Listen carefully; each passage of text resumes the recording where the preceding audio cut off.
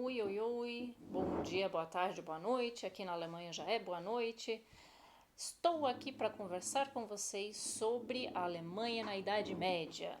A gente chegou a falar já um pouquinho sobre a Völkerwanderung, que é quando os diversos povos alemães estão ainda mudando de localização dentro do que hoje a gente chama de Alemanha. E depois disso nós temos um período bastante longo onde há trocas de poder, há trocas de dinastias. A gente vai ver os merovingios, depois vão vir os carolíngios, né? E vão nos contar diversas situações da história da Idade Média. Eu vou entrar aqui admitido.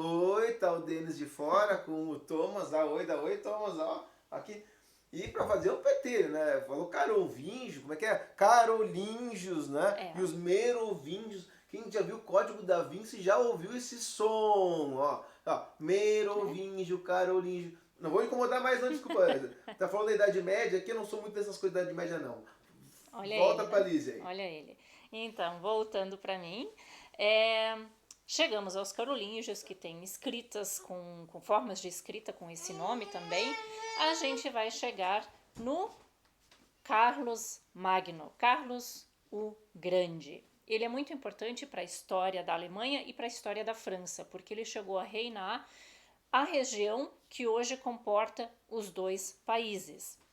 Né? Então, até certo ponto, há uma irmandade entre franceses e alemães, e os dois países consideram ele, digamos assim, o fundador. Né? Ele é importante para os dois países.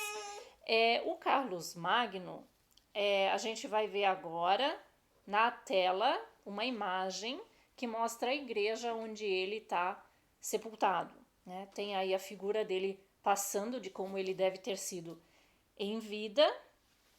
Existe muito pouco material dessa época para falar como uma pessoa se parecia realmente. Né? Tem só bases em livros, mas não tem muitas pinturas. Né?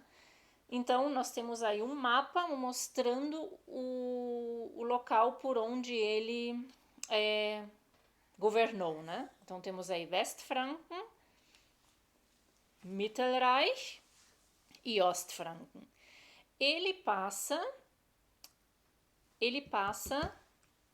Denis, para um pouco o vídeo. Então, o Carlos Magno, ele teve todo esse poderio na Europa Central, e depois ele passa o reino dele para os filhos dele. Ele divide os reinos entre os filhos. E aí o reino começa a se dividir em diversos pedaços, né?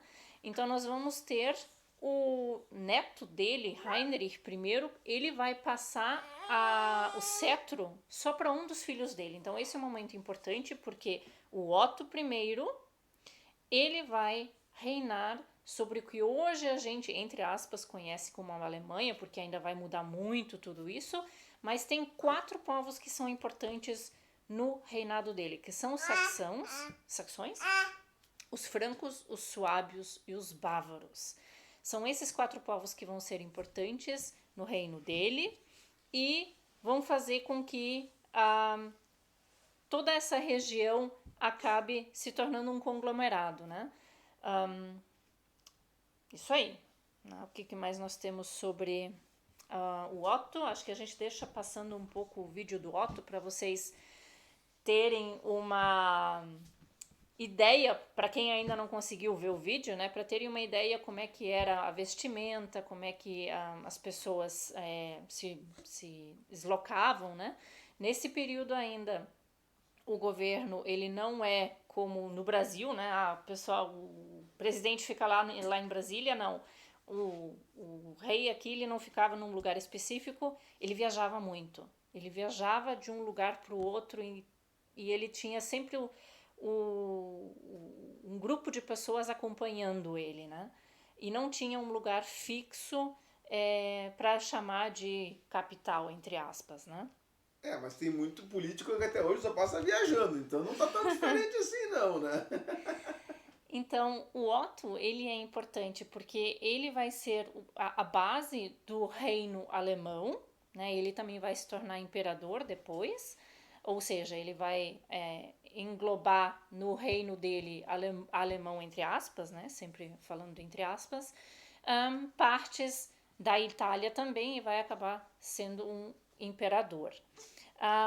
Outro ponto importante é que ele ganha a luta, né, Thomas? Ele ganha a luta contra os hunos que estão invadindo a Europa Central. Ele consegue rechaçá-los e transformar o poder, deixar o poder dele ainda mais forte, mais firme, né? Até hoje nos encontros de grupos vocês veem os Unos, né? Aquele joguinho de carta que o pessoal joga, não é isso? Não foi bem isso que eu queria dizer, mas tudo bem, né? Então, aí depois disso vem vem uma dinastia chamada Sália, que se torna bastante importante também porque eles vão fortalecer ainda mais o poder, vão criar os primeiros atritos sérios com Roma, né? Roma não, com o Vaticano no caso, com a Igreja Católica, vai ter os primeiros conflitos por causa do Investiturstreit, como é que chama isso em português, gente? É uma briga para dizer quem tem o poderio para chamar os seus ministros no estado, digamos assim. Mais ou menos por aí em português, seria na atualidade, né? Então eles vão brigar para dizer quem é que vai poder chamar os ministros da igreja no seu país. O Thomas tá dando tchau aqui, né, Thomas? Ó. Quer dar oi pra câmera um pouquinho? Aqui, ó. Olha só. Thomas tá aprendendo com a gente aqui, né? Se naquela época eu tivesse o Bento XVI, ia facilitar tanto a vida deles. Né? Pois é. Inclusive, nesse período, tem um imperador que ele acaba tendo que ir pro chamado Gang nach Canossa, né? Porque ele tem que pedir perdão pro Papa, que se ele não pedisse perdão pro Papa, ele ia perder a coroa. E aí há controvérsias, né? Uns dizem que o imperador foi super inteligente na forma como ele agiu, os outros dizem que foi o Papa. Eu vou deixar vocês decidirem isso aí quando souberem mais sobre essa questão, né? Vamos lá, vou passar o Thomas adiante.